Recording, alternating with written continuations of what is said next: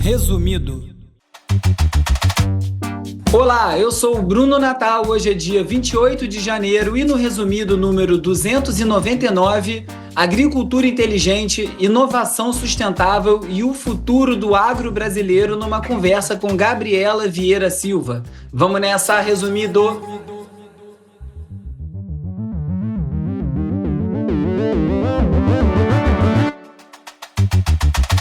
Olá, resumista! Esse é o Resumido, um podcast sobre cultura digital e o impacto da tecnologia em todos os aspectos das nossas vidas. Essa semana, no Resumido Entrevista, a conversa é com a pesquisadora e empreendedora em Agritech, Gabriela Vieira Silva. Oi, Gabriela, tudo bom? Olá, Bruno, tudo bem com você? Obrigada pelo convite, prazer estar aqui com vocês. Eu que agradeço a disponibilidade. Eu vou abrir aqui com uma apresentação, vou ler. E você depois me diz se está bem apresentada. Doutora em Agronomia, Gabriela Vieira Silva é pesquisadora da Fitolab e fundadora da Agribela, uma agritech especializada em tecnologias para o controle biológico de pragas agrícolas. A Agribela nasceu na incubadora da Universidade Estadual de Londrina, hoje atende pequenos e grandes produtores rurais de grãos e cana-de-açúcar. A empresa foi reconhecida num evento de sustentabilidade agrícola realizado pela ONU, Sebrae e Embrapa. Tá certinho? É isso aí, muito bom, bem apresentado. Beleza, Gabriela. Bom, então entrando aqui direto no tema, essa série de entrevistas esse ano do Resumido Entrevista está muito baseado em inteligência artificial. Então eu queria saber já de cara como que a inteligência artificial está transformando o agronegócio brasileiro e quais são as principais inovações que você vê no campo. Perfeito. Bom, primeiro, acho que cabe aqui ressaltar, né, a importância de abordar temas como esses. Eu acompanhei os episódios anteriores aqui do podcast, né, você trazendo aí em relação à medicina, o episódio passado, se não me engano, a respeito de LGPD, enfim. Então, bastante importante trazer esse tema, né, e agradeço a oportunidade de estar aqui falando sobre o agro. E a inteligência artificial no agronegócio parece algo muito recente, né? Para muita gente é novo. De fato, a gente tem essas ferramentas, essas informações chegando diretamente ao campo de uns tempos para cá, mas a gente tem as pesquisas, né? A inovação já acontecendo há muito tempo, né? E também acho que algo que acontece bastante é que o pessoal costuma achar que inteligência artificial é o ChatGPT, né? E nada mais que isso. E muito pelo contrário, a gente tem muitas outras coisas, inclusive no agro, a gente tem uma realidade de uma inteligência artificial muito mais preditiva do que generativa, como é o ChatGPT, embora ele também nos ajude bastante. Eu poderia dar vários exemplos aqui, mas vou iniciar por algo que é bastante comentado e que talvez o ouvinte aqui já tenha ouvido falar, que é a respeito, por exemplo, das máquinas conectadas, né? Dentro desse arcabouço aí de inteligência artificial, puxando um pouco para machine learning também. Então, quando a gente pensa na agricultura há anos atrás, muitos anos atrás, a semeadura, por exemplo, de uma lavoura de soja, de milho, de arroz. Vamos pegar soja e milho, que são situações melhores. Você fazia manualmente, né, no início, depois você passa para alguns implementos ali ainda manuais, analógicos, vamos chamar assim, e depois vem essas máquinas, grandes máquinas interligadas. Hoje a gente tem tudo georreferenciado, então muitas máquinas são autônomas, você dispensa, né, a figura humana ali o tempo todo em cima da máquina para que tudo saia corretamente. Então a gente tem tudo muito mais conectado e isso facilita muito a atividade, dá mais, gasta menos tempo, né? Você consegue um maior rendimento e obviamente a produtividade também é refletida nesse aspecto, visto que os erros são menores, né? Então a conectividade, aprendizado de máquinas é uma das figuras aí, das imagens que a gente tem, onde mais se aplica, né, inteligência artificial e outras coisas trazidas aí pelo mundo digital que a gente vive. É que a agricultura, as pessoas, bom, nas cidades, pelo menos, tem uma impressão, às vezes, ou meio romantizada, uma visão do que é o campo, que, óbvio, existe os pequenos produtores, são mais manuais e tal, mas existem essas grandes empresas que são ultra tecnológicas, né? Assim, o campo é um lugar de muito avanço tecnológico, apesar de algumas pessoas não terem essa impressão. E aí, qual é o papel dessas agritechs, startups na modernização da agricultura no Brasil? Existe mesmo essa visão romantizada, né? E é algo que a gente poderia dizer que a gente luta diariamente para combater esse tipo de imagem e trazer de fato o que é a realidade do campo, porque a gente tem, óbvio, a gente pode melhorar muito, como todas as áreas, né? Todos os setores, mas nós somos de fato bastante preocupados em trazer o que a gente pode trazer de melhor, né? Então, nesse aspecto de inovação, por exemplo, as agtechs, as startups, né, essas pequenas empresas que surgem como pequenas, mas muitas hoje são grandes, né? E vêm com uma pegada um pouco mais acelerada em relação a grandes empresas que, por conta do seu tamanho, são mais enrijecidas, um pouco mais engessadas, mais burocráticas, né? Então, trazer essas tecnologias novas de uma forma mais ágil facilita bastante a implementação e eu gosto bastante de falar sobre isso, porque assim, no agro, vamos pegar vamos supor, o desenvolvimento de um aplicativo para qualquer outra área, contabilidade, enfim. Você desenvolve algo, você testa ali e não deu certo, uma versão beta, você vai ali rapidamente, você consegue fazer as melhorias. Para o agronegócio, isso não acontece. Quando a gente pensa na cultura da soja, que fica ali no campo 3, 4 meses, né? Então, você errou este ano, a próxima oportunidade de testar vai ser no próximo ano. Então, a gente já é naturalmente um pouco mais lento no sentido de conseguir testar novas ferramentas aplicadas ao campo. É uma limitação biológica mesmo, né? Você não consegue acelerar esse processo. Biológica. Mas eu imagino que Justamente. você consiga acelerar parte desse processo através de simulação, é isso o caminho que vai hoje em dia? Ou não serve?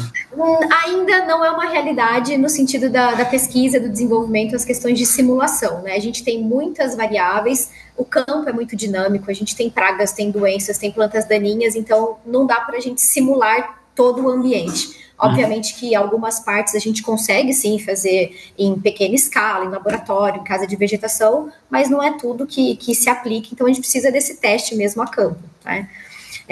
Eu tenho um exemplo de um projeto que eu tive o prazer de poder conduzir, que eu acho que exemplifica bem as oportunidades que a inteligência artificial e a digitalização, né, nos traz, e como é que essa implementação mais rápida ajuda, de fato, o setor. Então, eu sou entomologista, né, isso significa que eu estudo insetos, mais especificamente insetos praga, e já tem mais de 15 anos que eu estou nessa área. Cana-de-açúcar, o Brasil é o maior produtor de cana, a gente varia um pouco, né, ao longo dos anos, mas em torno de 9 milhões de hectares de cana-de-açúcar plantados. E a gente tem uma praga chamada broca da cana-de-açúcar, né, uma lagarta, que é bastante prejudicial e acontece aí nos canaviais de praticamente todo o Brasil. Para vocês terem ideia, né, dentro da agricultura, a gente não sai aplicando, né, os inseticidas, os produtos à torta e à direito, conforme manda, hoje eu quero aplicar, não é bem assim. A gente faz um monitoramento e quando essa praga chega num determinado nível, que a gente chama de nível de ação, a gente aplica, então, esse produto para o combate, né?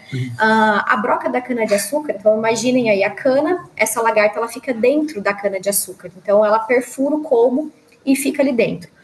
Quando a gente olha para um cenário de 5 anos atrás, eu não estou falando de muito tempo, a amostragem da broca da cana era feita por equipes de 8, 10 pessoas que iam para os canaviais, e aí tem que cortar a cana, abrir essa planta e contar ali quantas lagartas tem, né, nas plantas. Então, uma amostragem muito manual, onerosa. O que a gente conseguiu fazer através de visão computacional, utilizando inteligência artificial? O desenvolvimento de uma armadilha que captura a mariposa, né, que é uma fase seguinte à lagarta, e aí você vai ali nessas armadilhas, tira uma foto com o celular e através de visão computacional essa praga é identificada.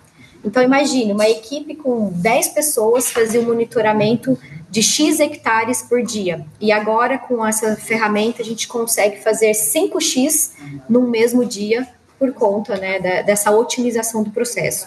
Então, acho que dá para ter uma noção de como essas novas tecnologias são implementadas da forma mais rápida possível, como elas trazem benefícios, né, para dentro do campo mesmo, para dentro da porteira.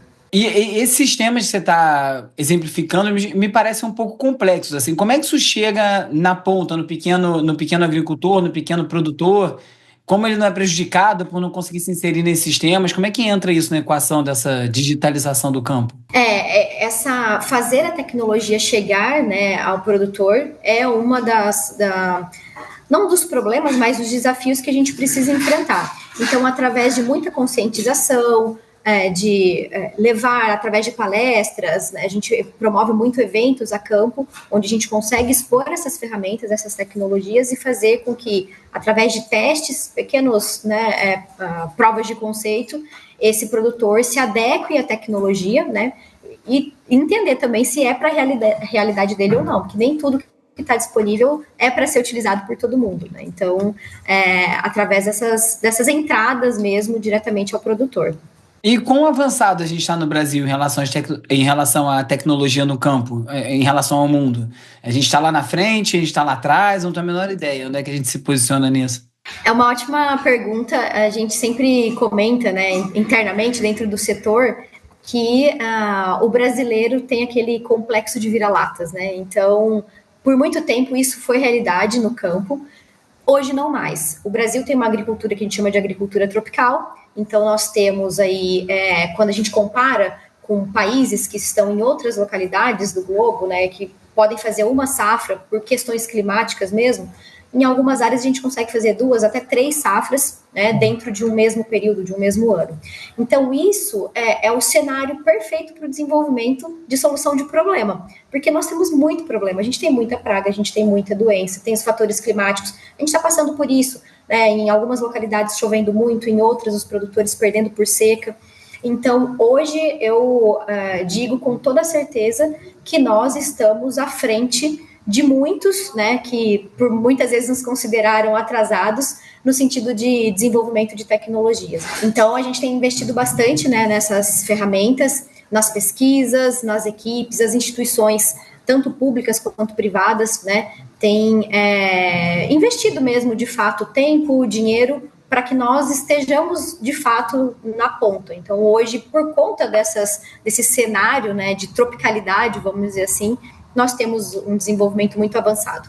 É interessante essa questão da tropicalidade, eu não tinha pensado assim, né? Você falou a questão da dificuldade de experimento, né? Por conta do tempo que demora. Eu imagino no hemisfério norte, onde a sazonalidade é mais marcada, talvez tenha que realmente esperar um ano para experimentar alguma coisa. Que tipo de vantagem competitiva isso traz para o Brasil em termos de desenvolvimento de tecnologia? A gente acaba virando um campo mais propenso a evoluir mais rápido, porque pode experimentar mais, ou isso não chega a ser uma vantagem objetiva? Sim, não, eu falo assim, como a gente tem mais problemas, a gente tem mais possibilidades de resolver esses problemas, né? Então, às vezes, o que nós temos, África, Austrália, a gente consegue ter tudo concentrado aqui pela dimensão, né, do nosso país, e pelas diversas culturas que a gente tem. A gente não planta só uma espécie, né? A gente tem muitas culturas que são plantadas e que em outras localidades isso é numa menor escala. Então, acaba sendo, de fato, uma vantagem para que a gente consiga desenvolver as soluções. E o agronegócio também é muito criticado no Brasil por conta das questões ambientais, em relação à soja e tudo mais, desmatamento. Como é que a tecnologia pode começar a contribuir tanto para diminuir os efeitos negativos, quanto para conseguir mudar alguns sistemas, alguma forma como a coisa é feita? Entra isso? Tem essa possibilidade?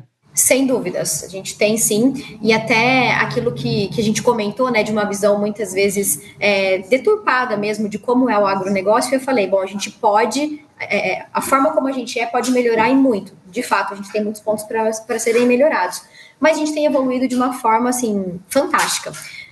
Para ser mais objetiva na resposta e dar um exemplo de como a tecnologia pode nos ajudar a mudar efeitos negativos, né? A própria aplicação de insumos químicos, de inseticidas, de fungicidas, quando eu tenho condição de fazer uma amostragem de pragas, por exemplo, com uma maior acurácia, de saber o melhor momento para fazer essa aplicação, isso já evita um gasto, né, uma aplicação desnecessária de um produto químico, que muitas vezes pode causar certo desequilíbrio ali no ambiente. E eu posso juntar, por exemplo, a agricultura de precisão. Hoje isso não é realidade ainda para inseticidas, mas para outros produtos sim, onde imagine que você tem uma área, vamos falar de adubação, e essa área, 5.000 hectares, os 5 mil hectares não precisam de adubo na mesma proporção para cada uma das partes. Quando a gente fala de uma agricultura de precisão, eu consigo fazer um mapeamento e colocar a quantidade certa de adubo em cada uma das áreas de acordo com a demanda. A gente ainda não tem essa colocação específica de inseticidas em determinadas partes da lavoura, mas para as plantas daninhas, a gente já consegue fazer isso, a gente chama de catação. Então, imaginem que numa mesma área, nesses 5 mil hectares que eu dei o exemplo do adubo, a gente tem plantas daninhas que é mato, né? São plantas que vão competir com aquelas plantas que a gente está produzindo. Esse mato a gente não quer na lavoura. Então, a gente pode fazer um mapeamento aéreo através de drones.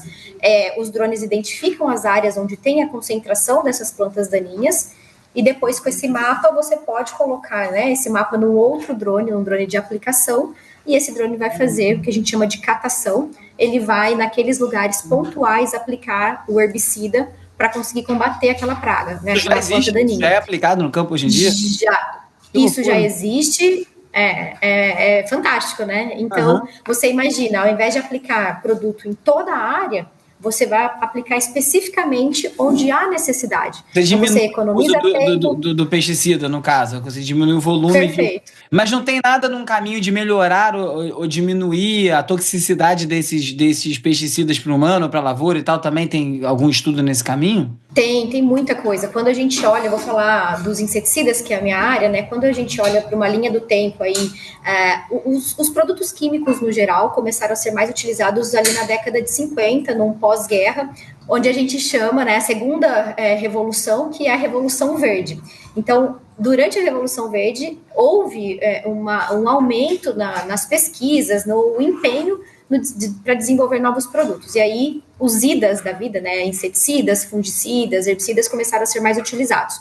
Bom, essa época, a gente sabia muito pouco sobre esses produtos. Então, para que se você registrasse um produto químico, né, eu tenho todo um processo de registro, passa por várias pesquisas, mas lá na década de 50, esse processo era muito mais superficial. Então, tinham algumas variáveis ali que eram pesquisadas, e hoje, isso já é uma lista enorme de variáveis que a empresa detentora da tecnologia precisa provar que não é tóxico, né, que tem uma baixa toxicidade para inimigos naturais, que não contamina o ambiente, que não é tóxico para diferentes grupos de animais. Então, os produtos, para serem registrados, eles passam por pesquisas agronômicas, né, para serem registrados ali, e isso fica por conta do Ministério da Agricultura, Pecuária e Abastecimento, o MAPA, também pelo IBAMA, nas questões ambientais, com outros organismos, e Anvisa. Então, assim, é um arcabouço de informações que a gente precisa, né, desenvolver para que esses produtos possam ser registrados. Então, ao longo do tempo, houve um incremento, uma melhoria gigantesca na forma de se desenvolver um produto para que, no final das contas, ele seja mais efetivo no combate à praga e muito menos danoso ao ambiente e ao ser humano, né, como um todo, e outros animais. Mas nesse sentido, a gente ainda está falando do uso de veneno, enfim, de produto tóxico e tal. Não existe um caminho mais inovador em que, sei lá, eu não conheço isso, eu vou viajar aqui, vibrações sonoras, alguma coisa com luz, alguma coisa que consiga afastar essas pragas sem ter um caminho alternativo a pesticidas, inseticidas e tudo mais? Ou isso não existe? Existe, já é bem utilizado. Dentro do conceito de manejo integrado de pragas, por exemplo, a gente tem diferentes ferramentas. Então, eu vou falar de um grupo de ferramentas que é bastante utilizado já, é uma realidade. Antes a gente trazia como uma ferramenta alternativa e hoje não é nem mais alternativa, já é uma ferramenta que é utilizada, às vezes, muitas vezes de forma padronizada, né, um padrão já adotado pelas propriedades, que é o controle biológico. Então, o que é o controle biológico? Eu tenho um organismo vivo, muitas vezes, ou algum metabólito, por exemplo, desse organismo que vai combater a praga.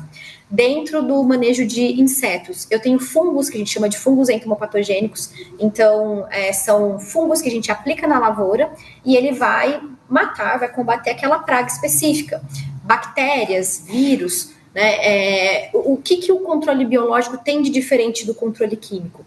Ele é muito mais específico, então ele vai ser menos impactante para outros organismos que estejam na lavoura. Né? Então, é algo muito mais seguro inclusive para nós, seres humanos, né, que estamos ali na lida da lavoura, é muito mais seguro para a gente usar uma ferramenta biológica do que uma ferramenta química em termos de contaminação. Mas são mais caros, imagino. Não, nem sempre, nem sempre. Eu acho que vale a pena falar isso. O controle biológico, ele surgiu muito antes do controle químico, né? Porque o controle biológico, muitas vezes a gente tem um tipo de controle biológico, é o controle biológico natural. A gente não precisa colocar nada no ambiente. Naturalmente, existe o próprio equilíbrio. Então, fungos que vão combater os insetos, que estão ali, né, na lavoura sem que a gente interfira. Mas de 10 anos para cá, as ferramentas biológicas começaram a passar por um processo de profissionalização. Então, indústrias foram investindo, né, bastante no desenvolvimento dessas novas ferramentas, na industrialização da produção. Hoje a gente tem controle biológico por micro-organismos, como eu citei, né, vírus, bactérias e tudo mais, mas a gente também tem controle biológico por macro-organismos, que são outros insetos e até mesmo ácaros que são liberados na lavoura para matar outros insetos. Então, assim, todo esse conjunto de ferramentas vem como uma possibilidade bastante sustentável para que a gente tenha cada vez mais eficácia e menos prejudique menos o ambiente. Então, já é uma realidade. E qual é o futuro mais positivo ou desejado? O que tem aí no caminho para a agricultura que a gente não imagina? Porque mesmo com tanta tecnologia, a gente está falando de uma planta nascendo, né? Aquela coisa, tem uma expressão que os desenvolvedores de programas de software falam muito, que você, quando fala, bota mais um desenvolvedor, vai fazer mais rápido, fala, se você botar 9 mulheres grávidas, você não faz um bebê em um mês. Não faz um filho. Então, tem esses limites, né? Biológicos mesmo. Sim. E aí eu queria saber tanto de avanço técnico quanto de avanço de produto mesmo, sei lá, sintetização de determinadas coisas, produtos sintéticos. Como é que é esse caminho? O que é o que tem pela frente? E quais são as oportunidades que tem, né? Para quem gosta de tecnologia, trabalha com essa área, onde é que se insere nesse lugar? Olha, as oportunidades são as melhores e tem muita coisa para ser feita, muita coisa mesmo. Eu diria, assim, no aspecto de controle de pragas, é claro que a gente já está numa crescente há mais ou menos 5 anos dessas ferramentas biológicas e isso vai continuar acontecendo, né? A gente passa por gerações de produtos biológicos. Antes eu tinha o próprio micro-organismo. Hoje eu tenho algumas outras formas biológicas desse mesmo micro-organismo. A gente tem produtos à base de metabólitos, então eu não tenho mais o fungo ali, né, sendo o produto em si, mas um metabólito que esse fungo produz, que é utilizado para combater a praga. Então isso está evoluindo, mais uma vez, no sentido da eficácia e sustentabilidade. Tá? Então, isso falando especificamente dos biológicos. A gente tem outras ferramentas que estão sendo muito pesquisadas também, são ferramentas que já estão disponíveis, né? Os feromônios são substâncias que os insetos produzem, que vão, de alguma forma, atrapalhar o encontro, no caso dos feromônios sexuais, o encontro entre macho e fêmea. Não acontecendo o encontro, eles, né, não vão se reproduzir. E isso diminui a quantidade de pragas na lavoura. Então, essas outras ferramentas têm acontecido bastante. Mas algo, falando aí para quem, né, não é do agro especificamente, mas é da tecnologia, algo que a gente precisa desenvolver muito ainda são ferramentas de amostragem, né, ferramentas que nos permitam certa predição em relação ao que vai acontecer. Então, juntar a informação de clima, né? Então a temperatura X, a umidade Y, em certa faixa ali do globo, é um ambiente favorável para a ocorrência de determinada espécie de praga. E como é que essa praga vai ser amostrada? Não adianta eu ter também o software, não adianta eu ter o hardware e não ter ali a possibilidade de transmissão de dados. Então, sim, tudo isso ainda falta, né, quando a gente pensa em campo. A conectividade hoje é uma realidade nos grandes centros, mas quando a gente pensa na agricultura, a gente vive numa bolha, né? Nós, assim, né, nas cidades e tal, tem muita área descoberta, muita área onde a internet não é uma realidade. Então, esses pontos ainda precisam ser melhorados para que a gente tenha ainda mais sustentabilidade no nosso agronegócio brasileiro. Eu li uma vez sobre tagueamento dos grãos de maneira que todo grão, sei lá, determinada lavoura, todo arroz viesse como se fosse, com cada grão de arroz viesse marcado, como se fosse um QR Code específico daquele lugar, de maneira que a gente tivesse controle de origem, data, colheita e tudo mais, nesse nível individual, assim. Isso é muito distante ou isso vai acontecer mesmo? Eu acredito que vai acontecer, né? Já tem iniciativas nesse aspecto. A gente tem, através de blockchain, café, né, totalmente monitorado. Então, você sabe a árvore, de onde ele saiu, de onde vem o grão que está dentro daquele pacote de café que você comprou. Para cana-de-açúcar também existem essas iniciativas. Então, a produção da muda, quando que ela entrou na indústria para ser moída, tudo isso você consegue, né, esse rastreamento da cadeia.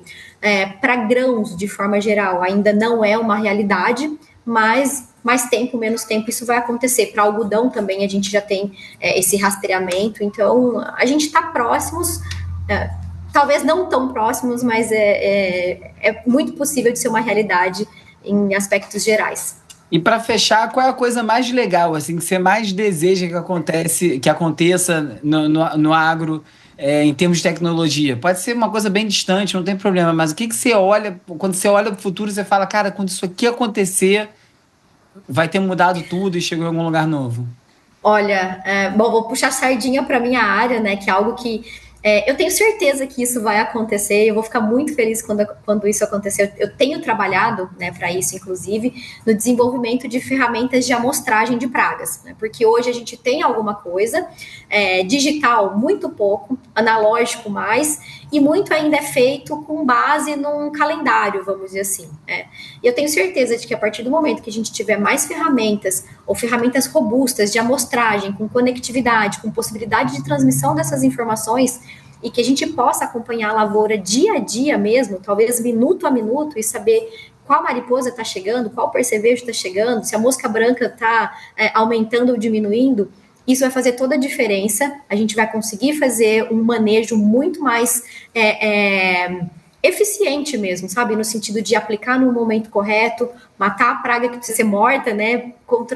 Preservar o inimigo natural. Isso, como entomologista, para mim é um sonho. Tá bom, Gabriela, muito obrigado, valeu pela conversa aí, é bom conhecer um pouco mais sobre essa área, sobre a qual eu conheço quase nada, imagino que os ouvintes também não conheçam tanto. Quem quiser acompanhar seu trabalho, te encontra onde? Legal, Gabriela Vieira no LinkedIn, no Instagram também, e vou aproveitar e fazer uma propaganda aqui. Eu tenho um podcast chamado MIP em Dia. MIP significa manejo integrado de pragas. Então, para quem se interessar mais pelo assunto, tá lá no Spotify, no YouTube, vocês também conseguem acessar. Beleza, quem quiser saber mais já sabe onde encontra então. Muito obrigado, Gabriela. Eu que agradeço, Bruno. O Resumido é apresentado por mim, Bruno Natal. O roteiro é escrito por mim, pelo Agenor Neto, com a colaboração do Carlos Calbuque Albuquerque. O Cauê Marques coedita o roteiro, a newsletter O Futuro Explicado e as redes sociais, que contam com animações do Peri Selmanman e design do Felipe Araújo. A edição e mixagem é feita pelo Hugo Rocha, a foto da capa é do Jorge Bispo e o tema original foi composto pelo Gustavo Silveira. Eu sou o Bruno Natal, obrigado pela audiência. Semana que vem tem mais Resumido de volta no formato tradicional. Vamos nessa, Resumido!